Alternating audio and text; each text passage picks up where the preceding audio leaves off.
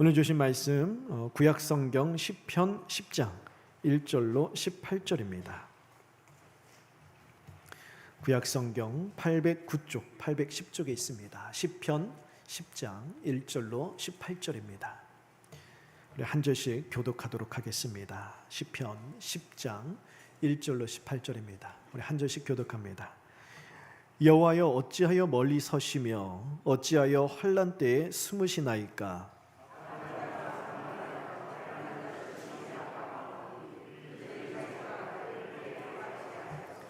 악인은 그의 마음의 욕심을 자랑하며 탐욕을 부리는 자는 여호와를 배반하여 멸시하나이다.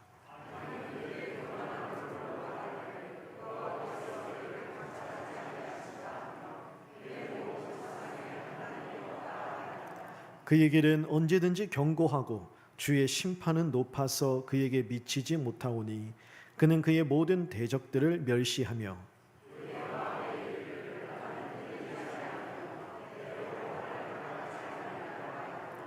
그의 입에는 저주와 거짓과 포악이 충만하며 그의 혀 밑에는 잔해와 죄악이 있나이다.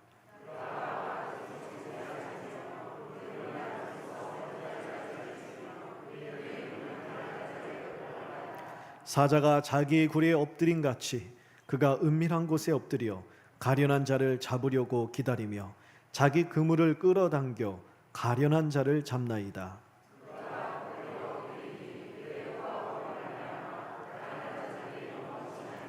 그가 그의 마음에 이르기를 하나님이 잊으셨고 그의 얼굴을 가리셨으니 영원히 보지 아니하시리라 하나이다.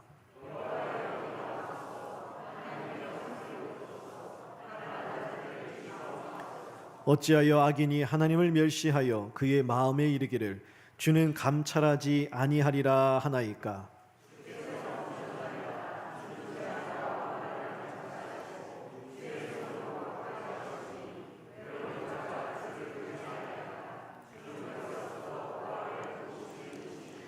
악인의 팔을 꺾으소서. 악한 자의 악을 더 이상 찾아낼 수 없을 때까지 찾으소서.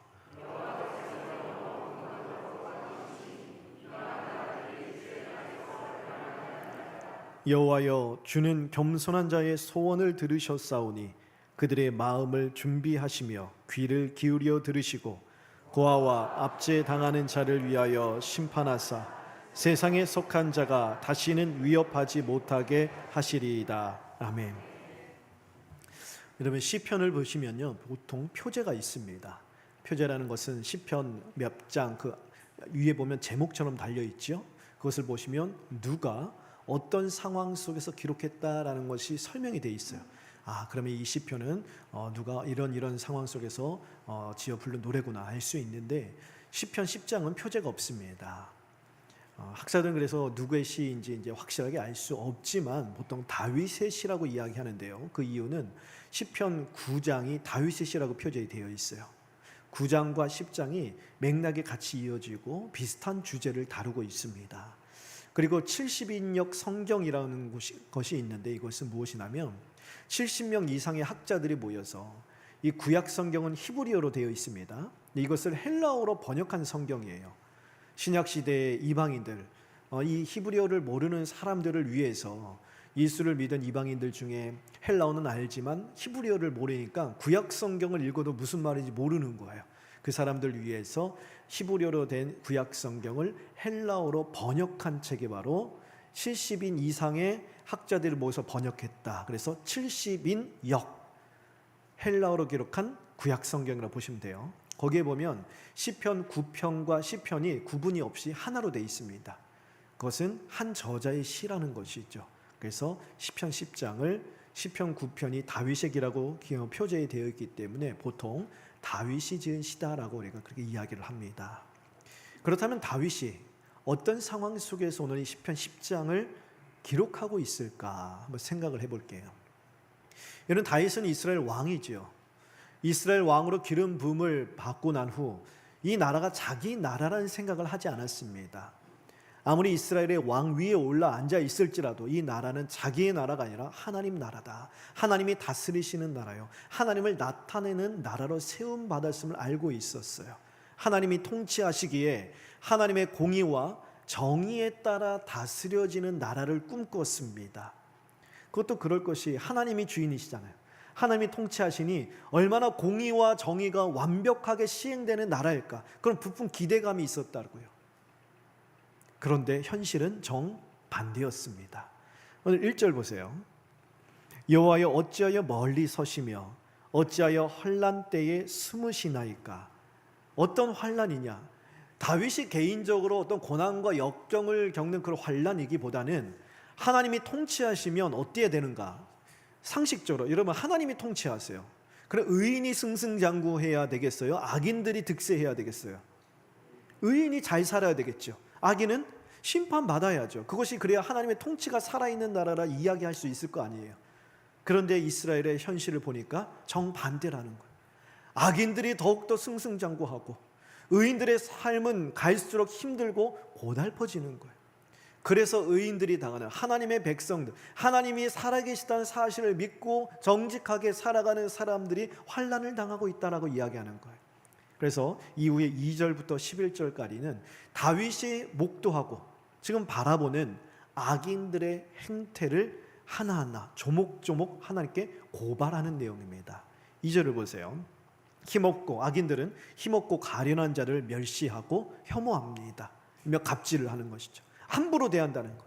3절에 보니까 욕심과 탐욕으로 가득해서 하나님을 멸시한다는 것. 구체적으로 4절에 보니까 하나님이 없다 이야기합니다. 하나님이 어디 계시냐는 거예요. 만일 하나님이 있어도 나와는 상관없다는 거예요. 왜냐? 5절에 보니까 하나님이 심판하신다고요? 그 심판하신다면 나부터 심판해보라 그래. 잘 살고 있잖아. 아무 일도 없이 잘 살잖아. 나는 내 힘과 내 권력과 내 재산과 재물을 마음껏 자랑하며 살 테다. 하나님 따위가 어디 있어? 그렇게 하나님 멸시한다는 거예요. 그런데도 잘만 산다는 거예요. 6절에 보니까 그렇게 자기들이 모아놓은 모든 부, 권력, 재산을 가지고 떵떵거리며 살다가 자기들 자손들에게 2대, 3대, 4대 계속 되물려주는 그러한 악인들의 왕국이 흔들림 없어 보인다는 거예요. 7절 보니까 그들의 말은 다 속이는 말들 뿐이고 그들의 행위는 다 거짓된 악한 것들 뿐이다. 어떻게 악행을 행하는가? 8절에서 11절 보니까 마치 이 사자들이요, 굶주린 사자가 어두운 데 숨어서 먹잇감을 확 노리듯이 이 악한 사람들, 가련하고 힘없고 연약한 자들을 마구 유린하는 거예요. 갖가지 횡포를 일삼으면서 마구 짓밟는다는 거예요. 그러면서 하는 말이 11절에 그가 그의 마음에 이르기를 하나님이 잊으셨고 그의 얼굴을 가리셨으니 영원히 보지 아니하시리라. 하나님이 있다고? 있으면은 나와보라 그래. 하나님이 이 세상을 다스린다고? 하나님이 다스리시면 우리부터 어떻게 해보라 그래. 아무 일도 일어나지 않죠. 하나님은 안 계신다. 계셔도 멀리 계신다. 계셔도 주무시거나 손이 짧거나 능력이 없다. 하나님을 멸시하는 거예요. 이런 악한 자들의 악행을 하나님 앞에 낱낱이 고소하고 있습니다. 다윗이 지금 절규하고 있는, 푸념하고 있는 이 세상, 다윗이 살던 이스라엘의 현실은요, 다름 아닌 우리가 살아가는 이 세상의 현실이죠. 이 세상을 한번 보세요. 악인들은 갈수록 승승장구합니다. 마치 우리가 볼 때 악한 사람들은요, 손대는 것마다 다 잘 되는 것처럼 보여요. 하는 일마다 다 성공하는 것처럼 보여요. 죽을 때도 편안하게 죽어요. 그들이 가지고 있는 부와 권력과 재산을 자손들에게 계속 이렇게 대물림하는 거예요. 나 계속 자녀들에게 주면서 그것이 계속 대물림되는 그런 현실 속에서 정직하고 믿음으로 바르고 성실하고 깨끗하게 살아가려고 하는 성도들의 삶은 너무 괴롭다는 거예요. 너무 힘들다는 거예요. 마음이 상한다는 것이죠. 구약 성경에 아브라함의 조카 롯이 있습니다. 아브라함을 가리켜서 하나님은 믿음의 조상이라고 하고 우리가 6월 달에 아브라함에 대해서 많이 살펴봤는데 구약에서 롯에 대하여서 하는 평가는요, 그닥 그렇게 좋지는 않아요. 아브라함과 롯이 가나안 땅에 정착해서 잘 살고 있었죠. 소유물이 많아졌습니다. 더 이상 함께 할 수가 없어요. 갈라서야 될 때가 왔어요. 그래서 아브라함이 이야기합니다. 조카 롯에게 네가 오른쪽을 택하면 내가 왼쪽 가고 네가 왼쪽을 택하면 내가 오른쪽 가겠다. 자, 정상적이라면 조카 롯, 단순히 이 삼촌이 아니에요. 아브라함은요, 아버지와 같은 존재예요. 그러면 롯이 거기에 대해서 뭐라고 해야 되겠어요? 삼촌, 아닙니다. 삼촌이 오른쪽을 택하시면 제가 왼쪽 가고, 삼촌이 왼쪽을 택하시면 제가 오른쪽 가겠습니다. 이것이 정상 아니겠어요? 그런데 롯은 그렇게 하지 않죠. 눈을 들어 바라보니 소돔과 고모라가 있는 땅이 너무 좋아 보이는 거예요. 푸르른 목초지고 거기 가야 성공할 것처럼 보이는 거예요. 그러니 내가 먼저 저기로 가겠습니다. 성경이 보여주는 것, 롯은 그만큼 이기적이라는 거예요. 세속적이라는 거예요. 거기서 끝나지 않아요. 하나님이 소돔과 고모라 땅을 심판하시기 전에 두 천사가 소돔 성에 들어갑니다. 그때 창세기 19장에 보면 롯이 성문, 소돔 성 문 앞에 앉아 있었다라고 기록을 해요. 여러분, 성경에 나오는 이 문구 기록 하나는 그냥 허투루 쓰지 않지요. 의미가 있습니다. 이 당시 성문은 단순히 성의 출입구를 이야기하는 게 아니에요. 이 당시 성문은 뭐냐? 행정과 재판과 상업과 소식의 중심지예요. 그러니까 지금 우리가 살아가는 이 시대를 비유하자면 사법부예요. 거기가 성문이 재판을 치르는 것이고 행정부고, 그것이 모든 사람이 만나는 만남의 광장이고, 모든 소식이 출발하는 것이고, 성 바깥에서는 모든 소식이 가장 먼저 도착하는 것이에요. 가장 중요한 곳이죠. 그곳에 문 앞에 앉아 있었다는 것은 아무나 앉는 게 아니에요. 그 성의 권력자, 유력한 인사, 지도자, 이런 사람들이 성 문 앞에 앉습니다. 그런데 롯이 소돔 성 문 앞에 앉아 있대요. 그 소돔 성 안에서 롯은 유력한 인사였다는 것이죠. 그런데 롯은 본토배기가 아니죠. 소돔 성 안에서 태어나고 자란 사람이 아니에요. 지금도 어느 다른 타지에 가서 성공하려면 여러분 텃세나 이런 걸 다 극복하고 참 어렵잖아요. 근데 이 근동 사이는 더더욱 그렇겠죠. 근데 롯이 그 짧은 시간 안에 소돔 성문 앞에 앉아 있을 만큼 성공한 유력한 인사가 되었다는 것은 성경이 뭘 보여주고 다니냐? 그만큼 죄와 많이 타협하며 살았다는 거예요. 그것을 보여주고자 하는 거예요. 롯은 그런 사람이었다는 거예요. 그런데 신약에 오면요, 롯에 대한 평가가 달라집니다. 베드로전서 2장 8절 말씀, 베드로후서 2장 8절 말씀 같이 한번 읽어보겠습니다. 시작. 이는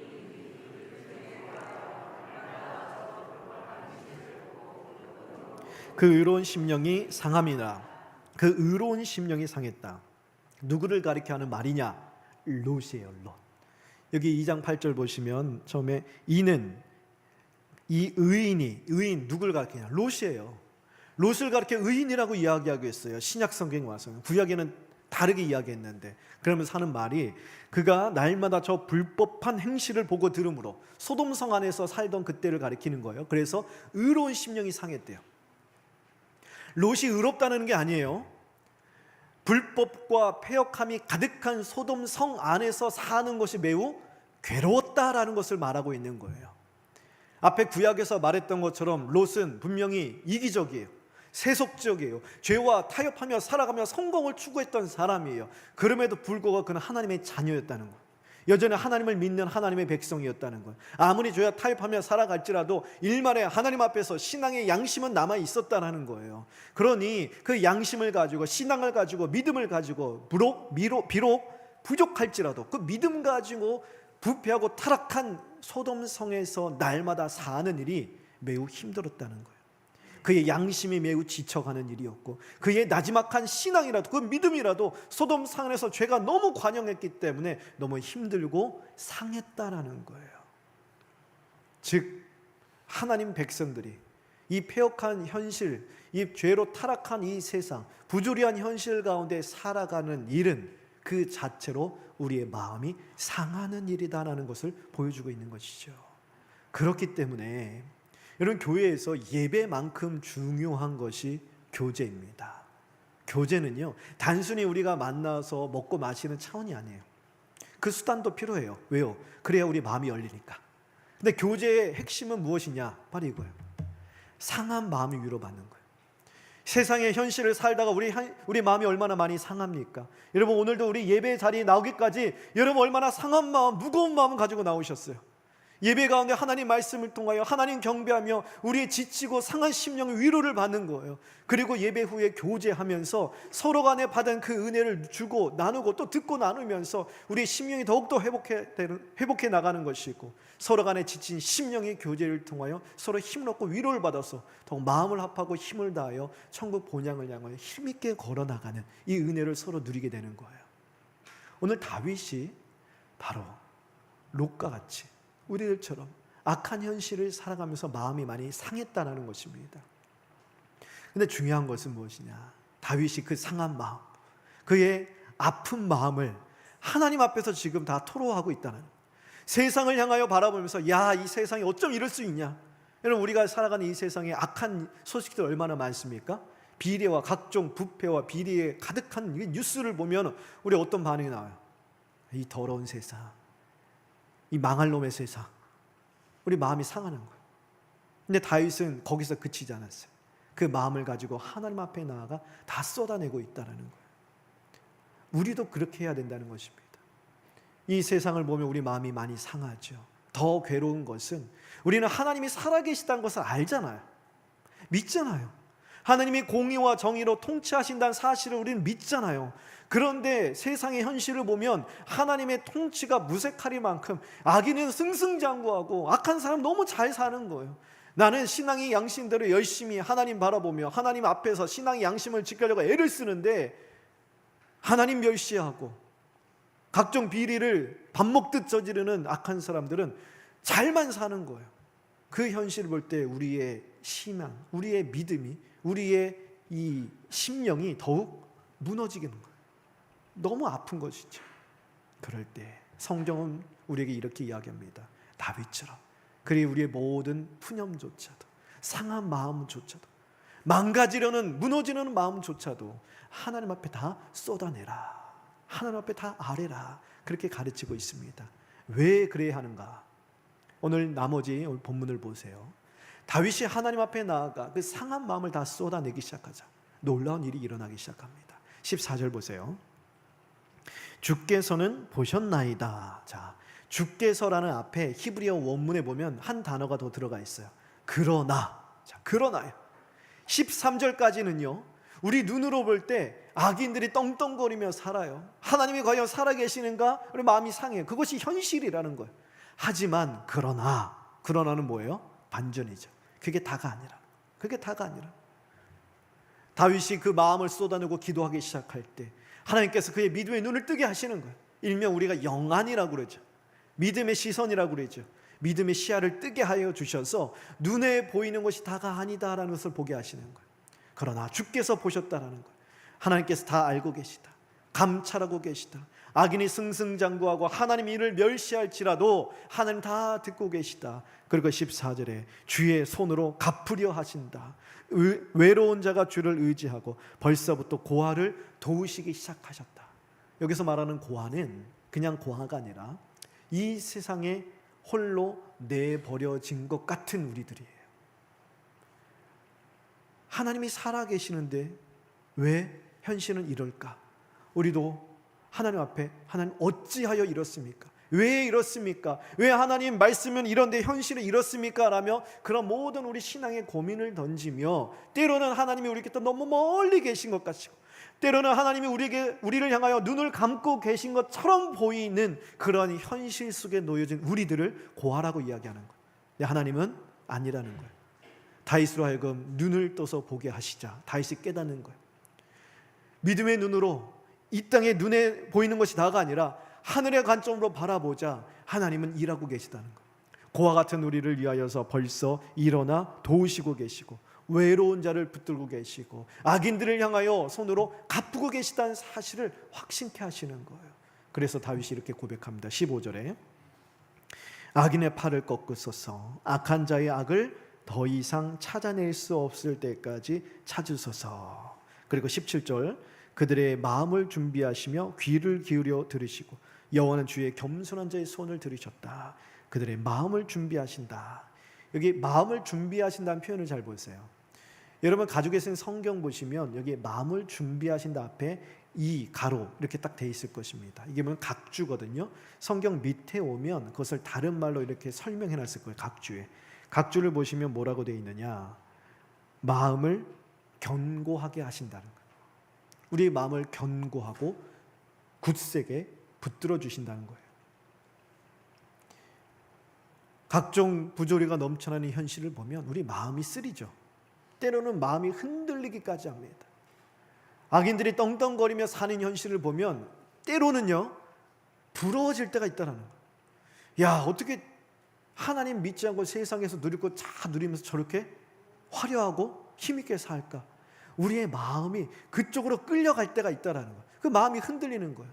그럴 때 하나님 우리의 마음이 흔들리지 않도록, 무너지지 않도록 견고하고 굳세게 붙들어 주신다는 거예요. 다윗이 그것을 알았어요. 그렇기 때문에 자기의 마음이 상하고 흔들리려고 할 때 그 마음을 아뢰고 기도하는 자에게, 그걸 겸손한 자로 표현하는 것이거든요. 그럴 때 하나님께서 그 마음을 붙들어 주신다. 그래서 하나님께 기도하는 거예요. 하나님, 제 마음을 붙들어 달라고. 악인들의 길을 따르지 않게 해달라고. 죄인들의 길에 서지 않게 해달라고. 오만한 자들의 자리에 함께 앉지 않게 해달라고. 그러고 싶은 마음들을 다 뿌리쳐 달라고. 내 마음이 무너지거나 망가지지 않도록 도와달라고 지금 간절히 기도하고 있는 것입니다. 여기에 다윗의 훌륭한 점이 있는 거예요, 여러분. 다윗이 괜히 훌륭한 게 아니에요. 이렇게 하나님의 마음을 알고 말씀을 듣고 그대로 하나님 앞에 나아가 그의 마음을 온전히 쏟아낼 수 있었던 데 다윗의 위대함이 있는 거예요. 이런 다윗의 인생을 보시잖아요. 다윗은요 수백 번 그의 마음이 무너지고 인생이 무너져도 전혀 이상하지 않은 인생을 살았던 사람이에요. 지난번에도 말씀드렸는데 사무엘상 16장에 보면 사무엘이 이세 아들들 중에 한 명, 하나님 가서 기름 부으라고 그러잖아요. 이스라엘 왕으로, 사울 이후의 다음 왕으로 기름을 부으기 위하여서 이세 집에 갔습니다. 근데 사울의 눈치가 있기 때문에 그냥 가면 안 되잖아요. 그래서 함께 제사를 드린다는 명목으로 이세 집에 왔어요.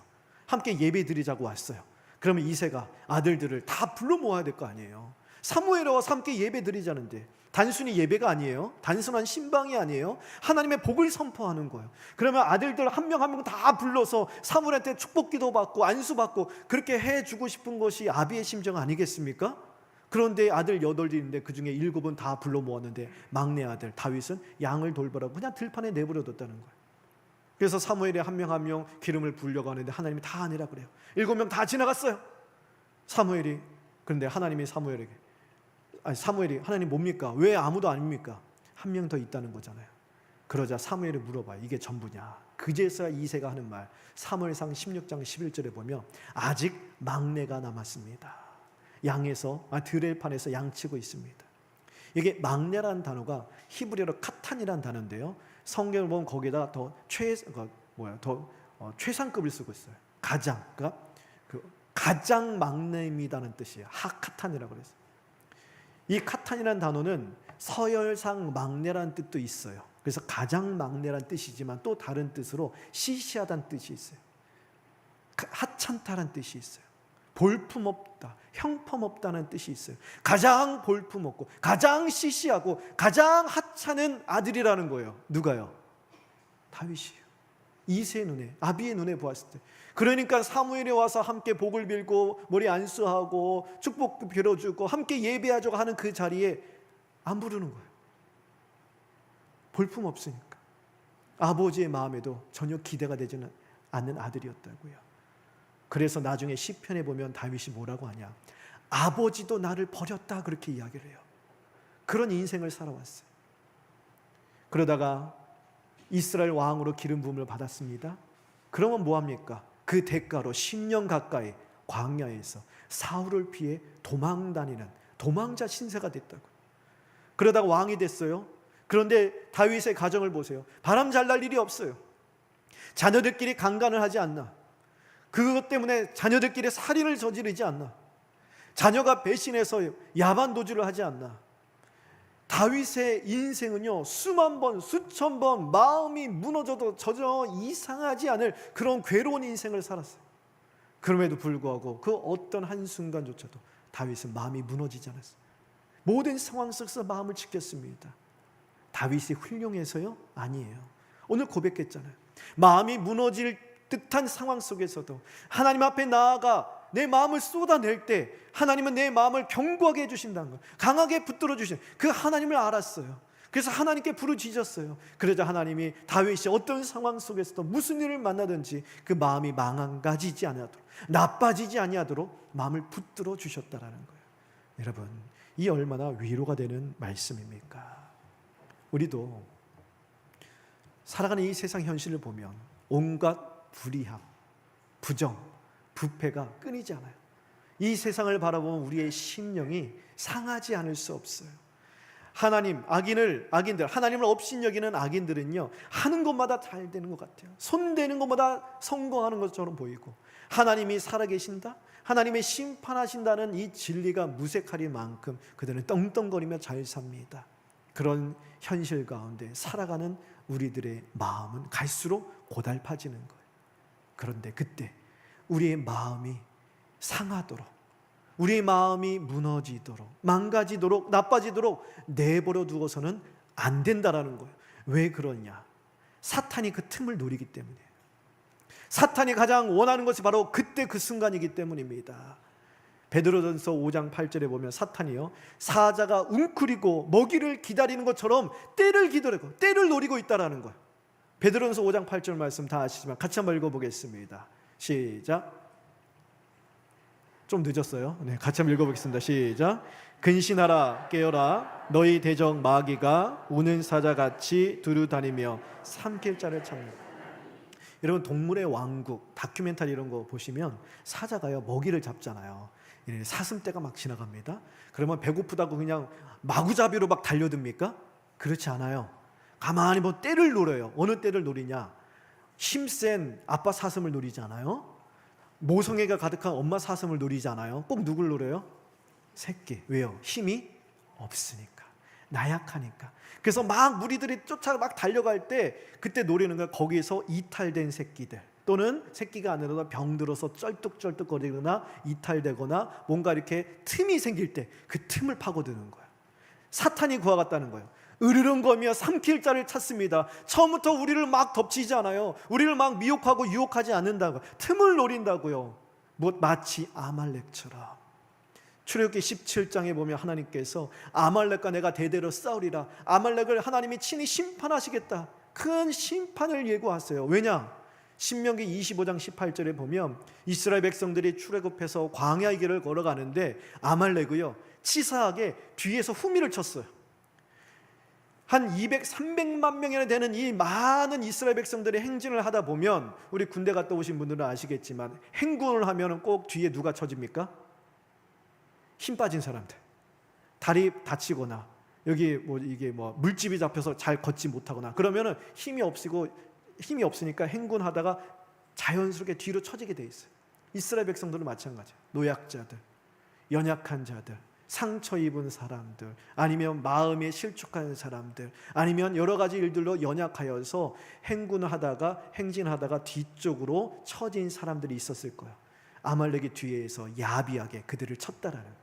하나님이 심판하시겠다. 사탄이 하는 짓이 이렇다는 거예요. 사탄은 늘 치졸하고 야비합니다. 하나님의 백성들이 함께 마음을 합해 힘있게 천국 도성으로 힘차게 행군을 하고 있을 그때에 꼭 뒤로 처지는 사람들이 있다고요. 무엇 때문에요? 악한 현실을 바라보며 우리의 마음이 나빠질 때, 마음이 실족해질 때, 악한 현실뿐만이 아니에요. 우리의 삶 가운데, 믿음의 공동체 가운데, 우리의 여러 가지 살아가는 현실 가운데 내 마음을 괴롭게 하는 문제들로 인하여서 내 마음이 상하여서, 마음이 상한 것을 그대로 방치해 놓았더니 하나님과의 관계도 멀어지고 영적으로 침체가 되어서 그 자리에서, 이 공동체에서 뒤로 물러날 때, 마음의 균열이 생길 때, 마음에 실족하여서 뒤떨어져 있을 때, 사탄은 항상 그때를 노린다는 거예요. 누가 제일 약한지, 누가 지금 실족하여 넘어져 있는지, 누가 지금 이 행군에서 뒤떨어져 있는지, 누가 마음이 제일 불편하고 힘든지 그 틈을 노리고 있다가 사탄이 그때 틈을 비집고 들어가서 역사한다는 것입니다. 얼마나 두려운 일이에요. 그렇기에 하나님 오늘 말씀을 통해 우리에게 말씀하시는 거예요. 우리의 마음이 상하도록, 나빠지도록, 실족하도록 내버려 두지 말라는 거예요. 사탄에게 빌미를 제공하지 말라는 거예요. 그 마음 가지고 다윗처럼 하나님 앞에 나아가는 것입니다. 다윗이 무너질 수밖에 없었던 환경 속에서 하나님 앞에 나갔듯 우리도 그렇게 하라는 것입니다. 여러분, 이 부조리한 이 세상 현실로 인하여 마음이 상할 때뿐만이 아니에요.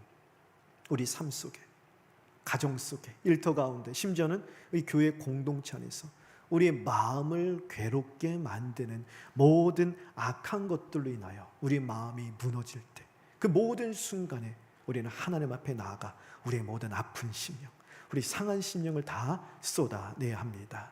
그럴 때 하나님은요, 우리 모든 그런 푸념도, 한탄도, 우리 모든 슬픔도 다 기도로 변화시켜 주실 거예요. 기도로 승화시켜 주셔서 우리의 관점의 변화를 일으켜 주시는, 눈에 보이는 것이 다가 아니다, 하늘의 시선으로 바라보게 하시는, 하나님이 지금 역사하고 계시고 돌보고 계시고, 하나님 모든 악을 다 갚아주시고 물 슬픔을 변화시켜 주시고 우리를 위하여 어떠한 역사를 이루고 계신지 하나님 보게 하실 거예요. 여러분, 이 세상이 만일 이 세상 눈에 보이는 것이 전부라면 악인들이 떵떵거리며 사는 부패한 현실 속에서 우리들도요, 악인으로 살아야 하는 거예요. 그래야 잘 살 수 있는 것이고, 그래야 손해보지 않습니다. 그런데 이 세상이 전부가 아니잖아요. 우리는 눈에 보이는 이 세상이 전부가 아니라 영원한 생명과 영원한 형벌이 있음을 알기에, 악인들이 돈과 권력으로 이 세상을 다스리는 것이 아니라 하나님이 공의와 정의로 다스리심을 우리는 믿기 때문에, 비록 지금 눈앞에 하나님의 공의가 온전히 다 드러나지 않는 것처럼 보일지라도 하나님은 반드시 모든 악을 바로잡으시고 공의와 정의로 심판하시리란 장래의 영광스러운 소망을 우리는 확신하기 때문에 괴로운 현실 속에서도 여전히 우리는 하나님 편에 설 수 있는 것입니다. 여러분, 하나님이 얼마나 능력이 있으신 분인지 성경을 통하여 다 보여주시잖아요. 얼마나 선하신 분이고 신실하신지 우리의 삶을 돌아보면 하나님의 그 선하심과 신실하심이 선명하게 다 새겨져 있지 않습니까? 이 세상에서 여러분, 권력 있는 사람, 어떤 자리에 있고 권력 있는 사람이 우리에게 명함 하나 딱 주면서 도움이 필요할 때 연락하라고 그러면 여러분, 그 명함 함부로 다루시겠어요? 저도 한번 받아본 적 있거든요. 권력이 있는 사람도 아니고 그냥 뭐랄까 어떤 사장님 소리 듣는 분이에요. 큰 회사도 아니에요. 근데 명함을 받으니까 어떻게 되는지 아세요? 잘 집어넣어요. 그리고 와서 꺼내보고 잘 간직해둬요. 뭐 하려는 거예요? 혹시 필요할 때 전화가 올까 봐. 여러분, 세상의 권력자도 그래요. 그렇죠? 지난주인가요? 한 주 전에 어느 분이 친구의 친구분이 이 청와대 경호실장이라는 그 얘기를 딱 하시는데 제가 옆에서 듣고 있다가, 아니 집사님, 그러면 저도 어디 가서 우리 교회 집사님의 친구의 친구분의 경호실 실장이라 제가 말해도 되겠네요? 농담으로 그랬는데 진짜 그 얘기를 하고 집에 돌아오는 순간 생각해 보니까 갑자기 어깨에 힘이 들어가는 거예요. 야, 우리 집사님의 친구의 친구가 경호대 실장인데 갑자기 여러분, 세상에 권력 있는 사람만 알아도 어깨에 힘이 들어가는데, 우리의 하나님은 이 세상의 권력자와 비교할 수 없는 능력의 하나님, 천지를 말씀으로 창조하시고 지금도 살아 역사하시는 전능하신 하나님이요, 우리에게 명함이 아니에요. 우리에게요, 그 사랑하시는 아들 독생자를 아끼지 않고 내어주셨어요. 이 세상에 설령 대통령이 다가와서 필요할 때 연락하라고 여러분 명함 주더라도요, 좋아하실 필요 없어요. 전화하면 비서실에서 다 커트당해요. 근데 하나님은요, 커트당하는 적이 없어요. 언제든지 담대하게 은혜의 보좌 앞에 나갈 수 있는 새로운 살 길, 영생의 길이 활짝 열려 있다고요. 그 하나님이 우리와 함께 하세요. 우리가 우리 하나님 안에 거합니다. 그렇기 때문에 세상이 어떠하든지, 세상 속에 우리의 현실이 어떠하든지 우리는 절대로 가난하지도 가련하지도 외롭지도 않은 하나님의 자녀입니다. 그렇기 때문에 여러분, 내 자신에게서, 우리를 비통하고 푸념하게 만드는 현실에게서 눈을 들어 하나님을 바라보시길 바랍니다. 그럴 때 우리를 괴롭게 만드는 그 현실에 우리 마음 빼앗기지 않고 우리 마음이 무너져 내리지 않을 수 있는 것입니다. 우리 모두 사는 게 힘들고 갈수록 어려워질지라도 더욱 주님 앞에 나가, 그러면 그럴수록 우리 마음을 다 쏟아내며 주님의 도우심을 간구하시게 되기를 바랍니다. 여러분, 이 세상은요 정말 갈수록 어려워져요. 교회를 조롱하고 하나님을 멸시하는 소리가 더욱 높아집니다. 하나님을 향한 우리의 마음을 무너뜨리려는 사탄의 관계는요, 여러 모양으로 여러 곳에 더욱 득세합니다. 그런 괴로운 현실 속에서 우리는 언제든지 하나님 앞에 나갈 수 있는 살 길이 열려 있음을 기억하시며 하나님 앞에 나가 우리의 모든 마음을 다 쏟아내세요. 그래야 사탄이 우리의 마음에 틈을 비집고 들어오지 못하게 되는 것입니다. 그럴 때 하나님은 우리에게 약속하신 대로 악인들은 바람에 나는 겨와 같다고 하셨지만, 하나님의 심판에서 살아날 길이 없겠지만 우리에게는 어떤 약속을 주셨어요? 시냇가에 심은 나무가 시절을 쫓아 과실을 맺으며 그 잎사귀가 마르지 아니함 같으니 그 하는 일이 다 형통하리다. 이러한 하나님의 형통한 복을 누리는 저와 여러분 되기를 간절히 바랍니다.